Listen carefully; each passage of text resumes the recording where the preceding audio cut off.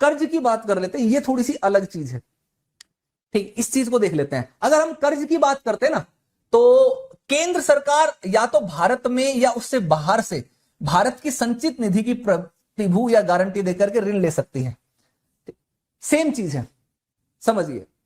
भारत की सरकार के पास पैसा कहां से आता है? या तो टैक्स से आएगा, और अगर टैक्स कम आ रहा है तो बाकी पैसा कहां से आएगा? तो उसके लिए पैसा उनको लेना पड़ता है किधर से? कर्ज लेना पड़ता है, तो विदेशों से कर्ज लेते हैं। ठीक है, अब जब विदेशों से कर्ज लेंगे तो कर्ज लेने की पावर जो है भारत की केंद्र सरकार के पास है, सेंटर के पास है, कि वो विदेशों से कर्ज ले सकते हैं। हमने लिया भी है कई बार, जैसे हमने वर्ल्ड बैंक से तो कई बार कर्जा लिया। 1990 के दशक में लिया तो हमारी पूरी की पूरी प्रशासनिक व्यवस्था जो है हमें चेंज करनी पड़ गई थी, है ना।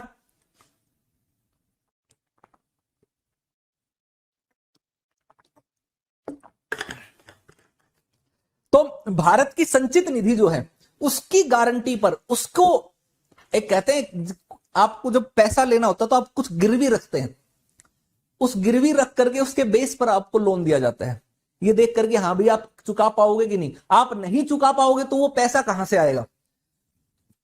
तो भारत की सरकार भारत की जो संचित निधि है उसके गिरवी रख करके उसकी प्रतिभूति पर उसकी गारंटी पर लोन ले लेती है। जैसे मैं भी आप सबके लिए गारंटी लेता हूं, आप में से जो भी अनअकैडमी का सब्सक्रिप्शन लेना चाहते हैं, डिटेल में पढ़ना चाहते हैं, तो आप सबके लिए मैं भी बहुत गारंटी लेता हूं आपको एजुकेशन लोन में, कि आप अगर एडमिशन लेना चाहते हैं, एक बार पेमेंट नहीं कर सकते, ईएमआई पर करना चाहते हैं, तो ईएमआई पर पेमेंट करने के लिए आपको भी गारंटी की जरूरत हो, तो आपका गारंटर मैं बनता हूं।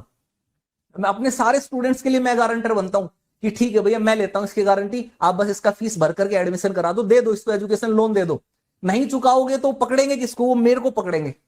ठीक है, तो इस तरीके की चीज है। तो वही चीज यहां पर है, केंद्र सरकार लोन ले सकती है विदेशी सरकारों से, बाहर के देशों से, बाहर की संस्थाओं से, लेकिन कितना पैसा लेगी, कितना पैसा उधार ले सकती है, जो सीमा है ना, सीमा, इसका निर्धारण हमेशा संसद करेगा, पार्लियामेंट बनाएगा।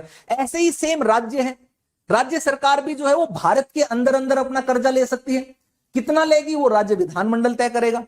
ठीक है, केंद्र सरकार राज्यों को ऋण दे सकती है, लोन दे सकती है कि ठीक है भाई तुम्हारा काम नहीं चल रहा, लो ये लोन ले लो, लेकिन चुकाना पड़ेगा लोन तो।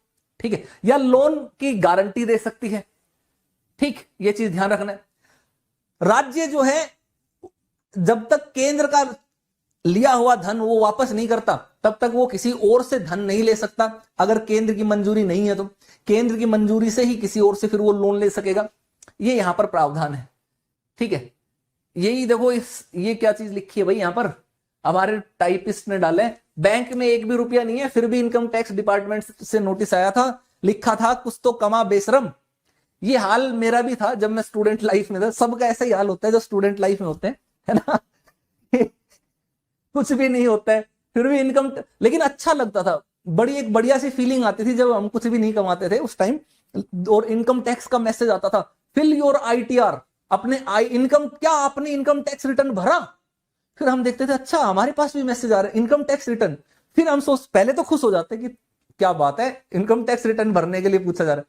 फिर हम देखते थे कि इनकम टैक्स रिटर्न भरे, लेकिन हमने कमाया क्या? आज तक कुछ कमाया तो है नहीं, है ना। फिर किस तरीके से करें, तो फिर एक मोटिवेशन आता था कि चलो एक दिन हम भी इतना इतना टैक्स भरेंगे, इतना कमाएंगे, इस तरीके से करेंगे। बचपन में बहुत सुनते थे कई सारे लोगों का कि वो बोलते थे कि अक्षय कुमार ने 14 करोड़ का टैक्स भरा, 15 करोड़ का टैक्स भरा, 20 करोड़ का टैक्स भरा। अब तो उस टाइम हम लगते थे यार इतने करोड़ का इन्होंने टैक्स भरा, इतने को तो हम पूरी जिंदगी में भी अगर कमा ले, जितना उन्होंने एक साल में टैक्स भरा इतना हम अगर पूरी जिंदगी भी कमा ले तो हमारी जिंदगी तो बड़े मजे से गुजर जाएगी।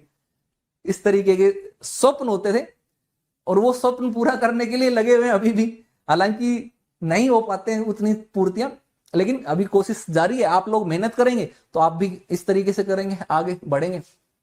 पैसे की कंट्रोल आपके पास रहेगा। आपातकाल के में क्या होगा, देखो सेम सी चीज है, राष्ट्रीय आपातकाल हो तो सेंटर के पास जितना भी पैसा है जो केंद्र के जो राज्यों को वो देता है वो उसको होल्ड कर सकता है, रोक सकता है।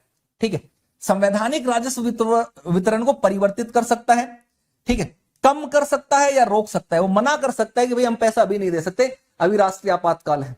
ठीक है, ऐसे ही वित्तीय आपातकाल के दौरान क्या प्रावधान किया जा सकता है, जितने भी कर्मचारी हैं, चाहे वो केंद्र के कर्मचारी हो चाहे राज्य के कर्मचारी हो, इवन वो न्यायपालिका के जज हो, न्यायपालिका के कर्मचारी हो, उन सबके वेतन भत्तों में कटौती की जा सकती है।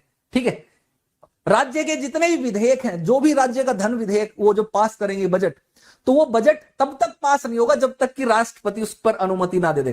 तो सबको वो राष्ट्रपति की अनुमति के लिए रख लेते हैं। ये राष्ट्रीय आपातकाल, जो वित्तीय आपातकाल है ना, वित्तीय आपातकाल का प्रभाव।